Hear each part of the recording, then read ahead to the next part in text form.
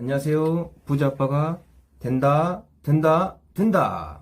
즐거운 월요일입니다. 네. 우리 전 챕터는 살아봐야 배울 수 있다는 것에서는 이제 볼테르와 함께 살아가면서 같이 느꼈던 이야기를 해주는 챕터였잖아요. 살아봐야 느낄 수 있다는 그 챕터. 근데 이제 마지막에 나의 인생의 소 챕터가 나오면서 수영장에서 될 이야기를 미리 암시해주고 끝나는데, 다음 페이지를 보니까 큰 챕터는 불로 나오고, 이제 로라가 이 페이지를 읽어보니까 로라가 수영을 할 때 굉장히 잡념이 없어지고 너무 집중력 좋았고, 그랬다는 이야기를 하면서 쭉 가면서 이제 그런 조조라는 또 친구를 만나게 되고, 조조라는 룸메이트를 만나게 되고, 그 룸메이트를 통해서 로라가 가장 친하게 지냈던 이지라는 그 친구가 교통사고로 죽었다는 소식을 듣게 됩니다. 그러면서 이제 루라가 충격적으로 좀 멘붕에 빠지는데, 그러면서 이제 이 챕터가 끝나긴 되거든요. 근데 이 챕터에서는 저는, 루라가 수영을 하면서 잡념과 그런 집중력이 강해진다는 그런 멘트를 했을 때, 과연 나는 어떤 부분에서 가장 집중력이 있고, 어떻게 하면은 가장 이렇게 노라처럼 그런 생각을 가질 수 있을까 생각을 해봤는데, 저는 그런 것 같아요. 저도 산행을 하거나 등산을 하게 되면은 집념이 사라지고, 요즘 들어서는 이렇게 제가 부업으로 하고 있는 배달 알바나 퀵 서비스 같은 알바를 하고 있으면은, 시간이 순식간에 가는 것 같아요. 수입도 괜찮고, 시간도 빨리 가고, 그런 것 같아요. 그래서 하루가 좀 많이 시간이 짧습니다. 근데 이제, 요런 또 책을 읽을 수 있는 짜투리 시간을 또 한번 내보니까, 이것도 굉장히 또 집중력이 생겨지고, 저한테 다른 잡념이 안 드는 그런 부분도 조금씩 생기는 것 같아요. 이제, 운동뿐 아니라, 이게, 부업을 하고 있는 그 일뿐만 아니라, 이 책으로도 제가 집중을 해서 다른 잡념을 사라질 수 있는 방법을 한번 생각해 보도록 노력해 보겠습니다. 오늘도 여기까지 하겠습니다. 감사합니다. 하지만 노라는 팔과 가슴이 아파서 더는 수영에 집중하기 힘들었다. 오랫동안 수영한 듯 했고 아마도 그만 수영장에서 나가야 할 것이다. 간판이 보였다. 브론테 해변 수영장. 개비어 오스트레일리아에 다녀왔던 댄에게 이곳에 대해 들은 기억이 희미하게 났다. 그 후로는 브론테 해변이라는 이름이 머리에 박혀버렸다. 기억하기 쉽기 때문이다. 서프보드를 타는 제인 헤어. 하지만 그걸로 그녀의 의심이 맞는다는 걸 알 수 있었다. 브론테 해변은 시드니에 있기는 했지만 틀림없이 바이런 베이 지역은 아니었다. 이는 두 가지 의미였다. 이번 삶에서는 이지가 바이런 베이에 없거나 노라가 이지와 함께 있지 않거나 노라는 자신의 몸이 온통 옅은 캐러멜 색으로 그을렸음을 깨달았다. 물론 문제는 옷을 어디에 두었는지 모른다는 것이다. 그때 손목에 차고 있던 플라스틱 밴드가 떠올랐다. 밴드에 달린 열쇠는 57이라고 적혀 있었다. 그녀의 사물함은 57번이었다. 노라는 탈의실을 찾아가서 사각형 사물함을 열었다. 이번 삶에는 시계뿐 아니라 옷도 좀 더 화려한 색을 좋아하는 취향이었다. 티셔츠는 파인애플 무늬였다. 파인애플이 수두룩했다. 거기에 분홍빛이 도는 보라색 데님 반바지와 바둑판 무늬 슬립온 슈즈가 있었다. 난 무슨 일을 하는 거지? 텔레비전에서 방영하는 어린이 프로그램 사회자? 노라는 생각했다. 자외선 차단제, 히비스커스 색깔의 립밥, 그 외에 다른 화장품은 없었다. 티셔츠를 입는 동안 팔에 있는 두 개의 상처가 눈에 들어왔다. 흉터 자국이었다. 순간적으로 자의한 것일까 하는 문문이 들었다. 어깨 바로 밑에 문신이 있었는데 불사조와 불꽃이었다. 치약의 문신이었다. 이번 삶에서는 확실히 미적 감각이 전혀 없었다. 하지만 언제부터 미적 감각이 행복과 상관이 있었던가? 노라는 옷을 다 입고 반바지 주머니에서 휴대전화를 꺼냈다. 댄과 결혼해서 펍을 운영하며 살아왔을 때보다 더 구형 모델이었다. 다행히 이번에는 엄지 지문만으로 잠금을 해제가 가능했다. 노라는 탈의실을 나와 해안가 보도를 따라 걸었다. 날씨가 따뜻했다. 태양이 하늘에서 자신감 넘치게 빛나는 4월이라면 인생은 저절로 살만해질 것이다. 영국보다 더 모든 게 선명하고 다채롭게 살아있는 듯했다. 벤치 등받이에는 오색 청의 앵무새 한 마리가 앉아 있었고 관광객 커플이 앵무새 사진을 찍고 있었다. 서퍼처럼 생긴 남자가 오렌지 스무디를 손에 든 채 자전거를 타고 지나갔다. 지데이라고 인사했다. 지데이? 굿데이? 굿데이 줄임말이라네요. 여기 절대 베드퍼드가 아니었다. 노라는 자신의 얼굴이 변하는 걸 알아차렸다. 미소 짓고 있었다. 어떻게 그럴 수 있지? 그것도 자연스러운 미소였다. 웃어야 한다는 다른 사람의 기대에 못 이긴 미소가 아니었다. 그러다 낮은 담에 적힌 그라피티가 눈에 들어왔다. 하나는 세상이 불타고 있다였고, 다른 하나는 하나의 지구, 한 번의 기회라고 적혀 있었다. 그걸 보자 로라의 미소가 옅어졌다. 다른 생이라고는 해도 다른 행성에 태어난 것은 아니었다. 노라는 자신이 어디에 사는지, 무슨 일을 하는지, 수용 후에 어디로 가는지 알 수 없었지만, 한편으로는 그런 사실이 자유롭게 느껴지기도 했다. 어떤 기대도 없이, 심지어 자신의 기대도 없이, 그저 존재하기 때문이다. 걸어가는 동안 노라는 구글에 자신이 이름과 시드니를 넣고 검색해 보았다. 결과를 보기 전에 고개를 들었더니 맞은편에서 한 남자가 미소를 지으며 그녀를 향해 걸어왔다. 키가 작고 살갗이 그을린 남자였는데 눈동자가 다정했다. 수치 없는 긴 머리를 느슨하게 올려서 묶었다. 셔츠는 단축을 잘못 채워져 있었다. 안녕 노라? 안녕 안녕? 노라는 어리둥절한 티를 내지 않으려 노력하며 말했다. 오늘은 몇 시의 시작이야? 이 질문에는 뭐라고 대답해야 할까? 맙소사 기억이 안 나. 남자는 웃었다. 마치 그렇게 잃어버리는 게 그녀답다는 듯이 어련하겠어? 말하는 듯한 웃음이었다. 라고 말하는 듯한 웃음이었다. 아까 구문표에서 봤는데 아마 11시일 거야. 오전? 다정한 눈동자가 웃음을 터뜨렸다. 약이라도 했어? 같이 좀 하자. 아니야. 노라는 빳빳하게 대답했다. 아무것도 안 했어. 아침을 안 먹어서 그래. 그래, 이따 오후에 봐. 그래, 거기서 봐. 근데 거기가 어디라고 했지? 남자는 얼굴을 찌푸린 채 웃으며 계속 걸어왔다. 어쩌면 그녀는 시드니에 있는 고레크루즈에서 일할지 모른다. 이지와 함께. 노라는 그녀가 혹은 그들이 어디서 사는지 전혀 몰랐고 구글에서 검색해봐도 전혀 아무것도 나오지 않았다. 하지만 파도와 반대 방향으로 가는 게 맞는 듯했다. 어쩌면 여기서 현지인처럼 살고 있을지 모른다. 수영장까지 걸어왔는지 모른다. 수영장 카페 앞에 자물쇠가 채워져 있던 자전거 중 하나가 그녀의 것인지 모른다. 노라는 열쇠를 찾아 잠금쇠가 달린 지갑과 주머니를 뒤졌지만 집 열쇠는 나오지 않았다. 자동차 열쇠도 자전거 열쇠도 없었다. 그러니까 버스를 탔거나 아니면 걸어온 것이다. 설사 집 열쇠가 나온다고 해도 그것만으로는 아무 정보도 얻을 수 없다. 그러니 목덜미에 햇빛이 사정없이 쏟아진 벤치에 앉아 문자를 뒤져볼 수밖에. 노라는 숨을 헉 들이쉬었다. 갑자기 물이 느껴지고 시끌벅적한 소리가 들렸다. 입을 벌리니 숨이 막혔다. 톡 쏘는 소금물이 입 안으로 할칵 밀려 들어왔다. 발로 수영장 바닥을 디디려고 했지만 닿지 않았다. 그래서 재빨리 평영으로 헤엄쳤다. 수영장이었으나 물은 염수였다. 바닷가 앞 야유 수영장, 해안가에 튀어나온 바위를 깎아서 만든 듯 했다. 수영장 너머로 바다가 보였고 하늘에서 햇살이 쏟아졌다. 물은 차가웠지만 머리 위에 뜨거운 열기 탓에 시원하게 느껴졌다. 아주 오래전 노라는 베드퍼드주에 사는 14살 소녀 중에서 수영을 제일 잘했다. 국내 유소년 수영대회에서는 중등부 2관왕이었다. 자유형 400m와 자유형 200m. 아빠는 매일 동네 수영장까지 그녀를 차로 데려다 주었다. 방과 후는 물론 어떨 때는 등교전까지.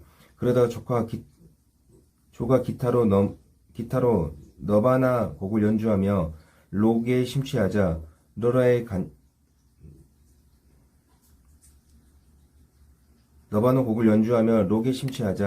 노라의 관심도 수영에서 음악으로 옮겨갔다.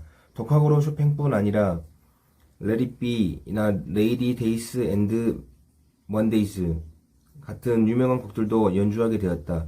또한 조카 라비린스라는 밴드가 결성되는 걸 상상하기 전부터 음악을 작곡했다. 그렇다고 수영이 싫어진 것은 아니었다. 그저 스트레스를 받는 게 싫었을 뿐이었다. 노라는 수영장 가장자리에 도달했다. 수영을 멈추고 주위를 둘러보았다. 저 멀리 야트막한 곳에 해변이 보였다. 해변은 반원 형태로 구부러져 모래사장을 찰싹거리는 바다를 맞이했다. 해변 너머 내륙에는 잔디밭이 펼쳐졌다. 야자수와 개를 데리고 산책하는 사람들이 보이는 공원이었다. 공원 너머는 주택가 저층 아파트 단지, 도로를 지나는 차들이 있었다. 노라는 바이런 베이의 사진을 본 적이 있었는데 이런 풍경은 아니었다. 여기가 어디인지 몰라도 건물이 좀 더 많았다. 서퍼들이 있기는 해도 도심이었다. 다시 수영장으로 주위를 돌리니 고글을 고쳐 쓰는 한 남자가 그녀를 보며 미소 지었다. 아는 남자일까? 이번 삶에서 그녀는 저 미소가 달가울까?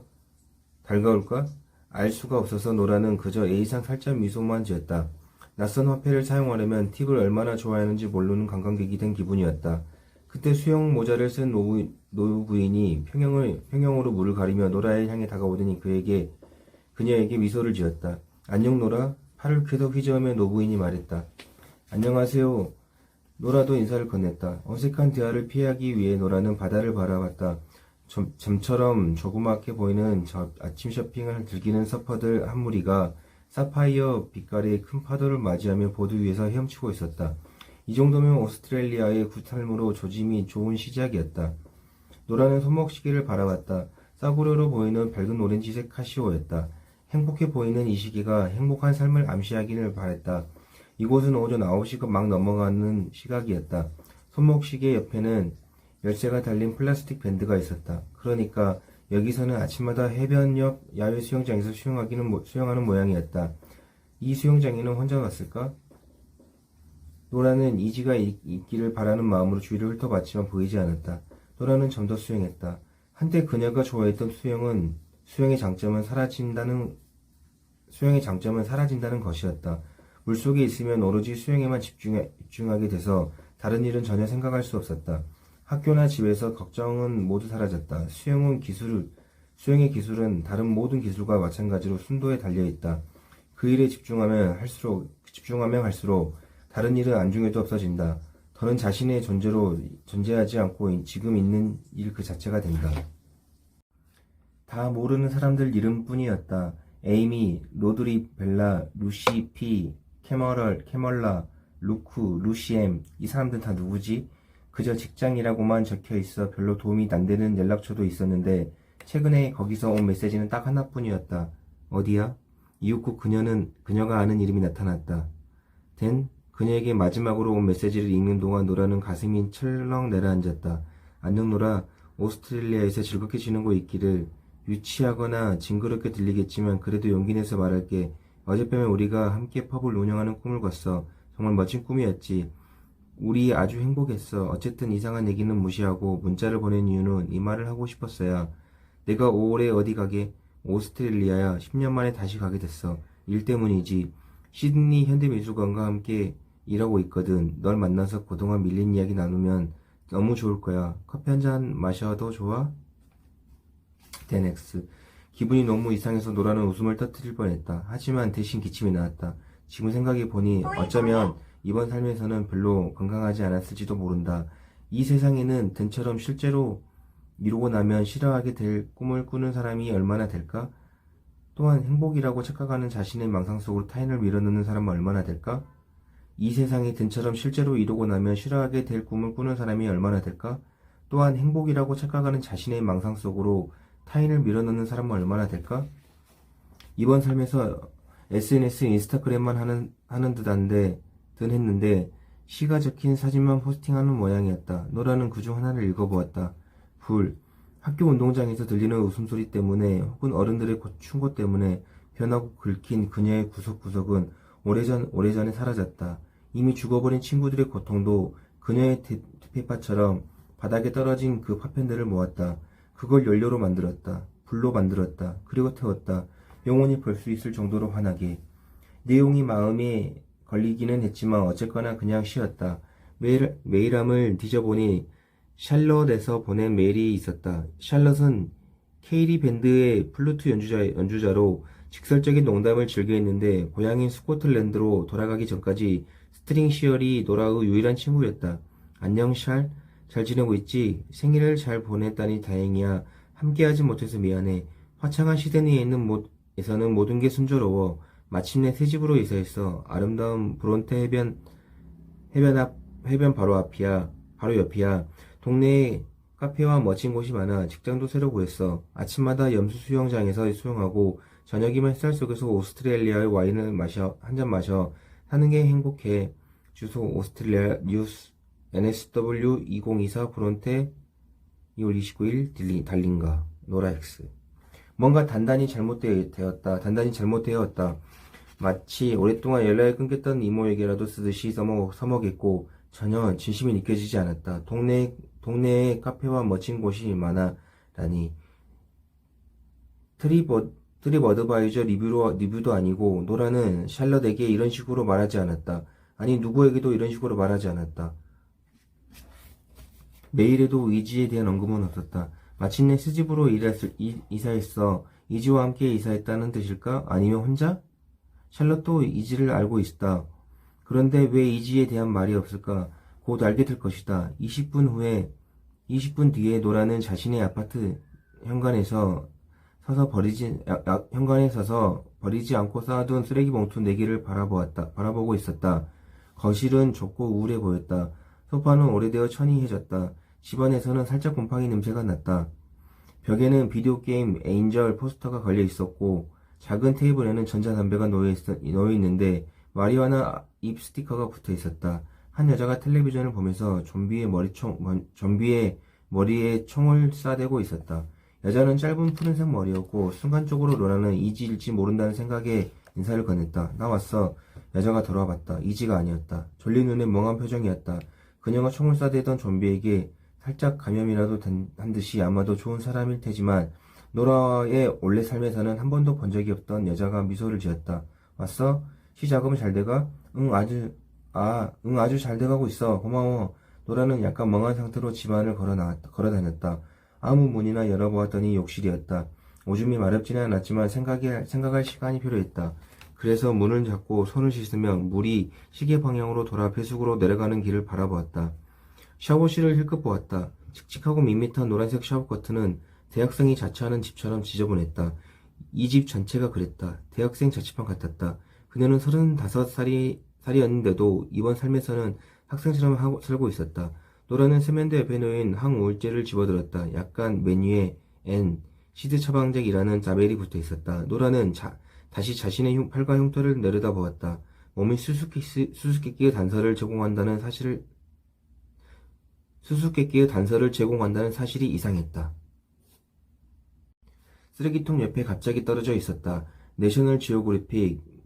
불과 어제 다른 생의 지구 반대편에서 읽었던 표지에 블랙홀이 있는 그 잡지였다. 자신이 샀을 것이다. 노라는 늘 그 잡지를 좋아했고 인터넷으로 보면 항상 사진이 별로라서 가끔씩 충동적으로 샀기 때문이다. 최근까지도 그랬다. 노라는 11살 때 아버지가 사온 내셔널 지오그래픽에서 북극에 있는 노르웨일렁 스발바르 제도의 사진을 봤던 기억이 났다. 그곳은 너무도 강하고 적막하고 강렬해 보여서 기사에 나오는 과학자 겸 탐험가들이 온갖 지질학 연구를 하며 거기서 여름을 보내면 어떨지 궁금했다. 노라는 잡지에서 사진을 오려내 침실 메모판에 핀으로 붙여두었다. 그 후로 오랫동안 학교에서 과학과 지리 수업을 열심히 들었다. 나중에 기사에 나오는 과학자들처럼 얼어붙은 산과 피오르 속에서 머리 위로 날아다니는 바다오리와 함께 여름을 보내고 싶었기 때문이다.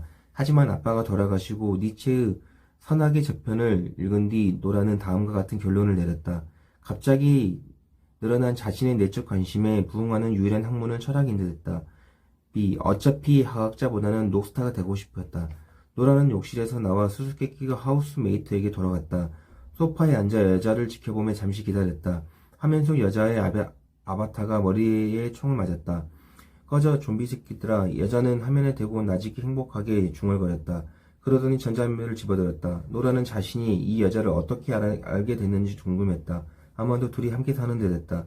네가 한 말을 생각해봤어. 무슨 말? 노라가 물었다. 남의 고양이 봐주는 일을 하자고 그랬잖아.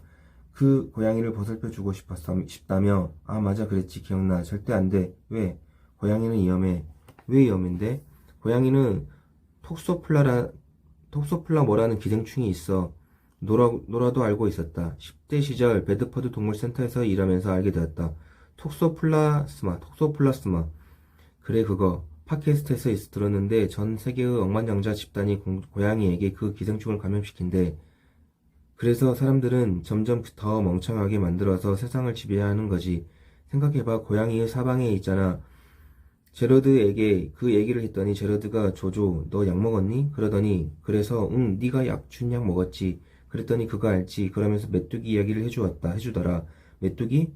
응 메뚜기에 대해 들어봤어? 조조가 물었다. 메뚜기 왜? 메뚜기는 자살을 한대. 몸 안에 기생충이 있는데 이게 자라서 성충이 되면 수생식물이 되어서 메뚜기의 뇌를 조종하는 거야. 그래서 메뚜기는 나는 물이 정말 좋아. 이렇게 생각하고 물로 뛰어들어 죽는 거지. 그런 경우가 다반사래. 구글에서 검색해봐. 메뚜기 자살을 검색해보라고. 어쨌든 요점은 엘리트들이 고양이를 이용해 우리를 죽이려 하니까 우리 고양이를 가까이 하면 안 된다는 거야. 노라는 이번 삶도 그녀의 상상과 너무 다르다고 생각하지 않을 수 없었다. 그녀는 2주와 함께 크루즈를 타고 나가 바이런 베이 근처의 흑동고래의 장관에 감탄하는 모습을 상상했다. 그런데 현실은 시드니의 좁아터진 마리화나 냄새가 나는 아파트에서 고양이 근처도 못 가게 하는 음모론자 하우스메이트와 함께 살고 있었다. 이지는 어떻게 됐어? 노라는 자기도 모르게 속마음을 입 밖으로 내뱉었다. 조조는 어리둥절한 표정이었다. 이지? 네 친구? 응. 죽은 애 말이야? 조조 입에서 그 말이 너무 빨리 튀어나온 바람에 노라는 얼른 이해할 수 없었다. 뭐라고? 교통사고 죽은 애 말이잖아. 교통사고? 전타담배에 구불고 피오른 연기가 조조 어리둥절한 얼굴을 가로질렀다. 너 괜찮니, 로라? 조조는 마리화나를 내밀었다. 이거 할래? 아니야, 괜찮아. 조조는 킥킥거렸다. 웬일이래? 노라는 휴대전화를 붙잡고 인터넷으로 들어갔다. 검색창에 이사벨 허쉬를 친 다음 뉴스를 클릭했다. 그러자 헤드라인이 나왔다. 그 아래 미소 짓는 이지 그을린 얼굴 사진이 있었다. 영국 여성 뉴사우스 웨일스 도로에서 교통사고로 사망. 간밤에 코스프 하버 남쪽 퍼시픽 고속도로를 달리던 도요타 콜롤라가 반대편에서 오는 차와 충돌하는 바람에 운전자인 33세 여성인 사망하고 3사람이 병원에 입원했다. 영국인 이사벨 호시로 밝혀진 운전자는 오후 9시 직전 현장에서 즉사했다. 도요타에는 그녀 혼자 탑승하고 있었다. 그녀와 함께 사는 노라 시드에 따르면 시드니에 갔던 이사벨 로라와 생일 파티에 참석하기 위해 바이런 베이로 돌아오는 길이었다. 이사벨은 최근 바이런 베이 고래 크루즈에서 일하기 시작했다. 눈앞이 깜깜해요. 노라가 말했다. 우린 불과 한 달 전에 오스트레일리아를 여행했고 이제는 가능한 여기에 오래 머물 계획이었어요. 정말 에너지가 넘치는 친구여서 그 애가 없는 세상은 상상도 할 수 없어요. 세일을 시작하면서 아주 들떠 있었는데 너무 슬프고 받아들이기 힘들어요. 다른 차에 타고 있던 승객은 모두 부상을 당했고 운전자인 크리스 데일은 바링가에 있는 병원까지 헬기로 수송해야 했다. 뉴사우스 레이스 경찰서는 충돌 현장을 목격한 사람이 나서서 경찰 조사를 도와주기로 바라고 있다. 맙소사 세상의 이지. 노라는 기절할 듯한 기분을 느끼며 중얼거렸다. 이지는 모든 삶에서 혹은 대부분의 삶에서 죽지 않을 터였다. 하지만 이번 삶에는 정말로 죽었고 노라가 느끼는 슬픔도 진짜였다. 익숙하고 무섭고 죄책감이 섞이는 슬픔이었다. 그 감정을 제대로 받아들이기 전에 휴대전화가 울렸다. 직장이라고 저장된 번호였다. 남자 소리가 느릿하게 말했다. 어디야? 네. 30분 전까지 오기로 있었잖아. 어디를요? 어디라니? 페리 터미널이지. 너 여기 티켓 팔았잖아. 이 번호 맞지? 당신 노라 시드 맞아? 그중 한 명이죠. 노라는 한숨을 쉬며